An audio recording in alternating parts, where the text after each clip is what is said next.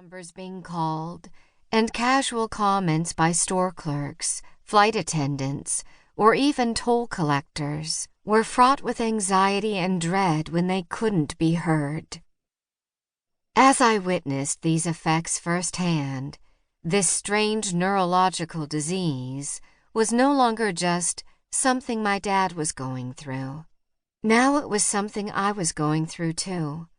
Not so much because it was negatively affecting my relationship with my earthly father, but because it was affecting my young and immature relationship with my heavenly Father. I knew that in one way or another, God played a part in this suffering, and in my limited and deficient understanding of His character and ways, I wanted an explanation. Why exactly did He allow this to happen? Would He change and govern things so that this loss wouldn't get the better of us? Should I start pleading in prayer for healing for my dad? What exactly was God's place and activity in this trial? And what must I conclude about His goodness and love toward my family? I did not have all the answers to these questions, nor did I know how to go about finding those answers. Nevertheless, at various times God did bring a measure of comfort to my soul by allowing me to catch a glimpse of how He might be using my dad's NF2 for a purpose beyond what we were able to see. I remember one particular occasion when I went on a trip to Haiti with my youth group after my freshman year of high school. We were staying at a mission home, and nearby lived a deaf woman. My family had learned some sign language years earlier in an effort to make communication with my dad easier, so I was absolutely thrilled to be able to sit and communicate with this Haitian woman. It was the highlight of my trip, and on our return, I joyfully testified to my church congregation of how the Lord had used that opportunity to show me that He was able to work good in the midst of grief and bring purpose to this undesirable pain. For one precious moment, my gaze had been lifted heavenward, where a gracious, all-knowing God must surely have some great plan to use my dad's neurological disease for His glory and my family's good.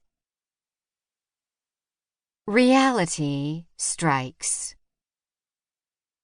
But just a few months later, my enthusiastic expectations were met with a harsh reality when my own hearing suddenly began to diminish in the middle of the school year. Around the same time I had gone to Haiti the summer before, a routine MRI had revealed a tumor on each of my auditory nerves, showing clearly that NF2 had indeed been passed down to me. Even though there had been small indications that my hearing had changed a bit, such as my friends often having to repeat themselves, I honestly didn't think much of it when we received the diagnosis. But I will never forget the car ride home from the doctor's office with my mom. As she cried and told me it was going to be okay, I thought to myself, why is she so upset? It's not like the tumors are really affecting me yet. We already knew there was a good chance this had been passed down. After all, it had already been confirmed that my older sister had the disease as well, and she was doing just fine. My dad hadn't started losing hearing until his early 40s, so surely there wasn't much to worry about for now. We'd keep an eye on things, and normal life would go on. Normal life did not go on. My sophomore year of high school had, so far, been everything a 16-year-old girl could have hoped for. Growing popularity, a not-too-serious boyfriend, endless social obligations, and the driver's license I needed to fulfill them, and just enough charming wit to keep everyone interested. And then, more quickly than I had ever imagined, those small, invisible tumors began manifesting their presence, rudely invading the lovely little world I had come to enjoy. The occasional, "What did you say?"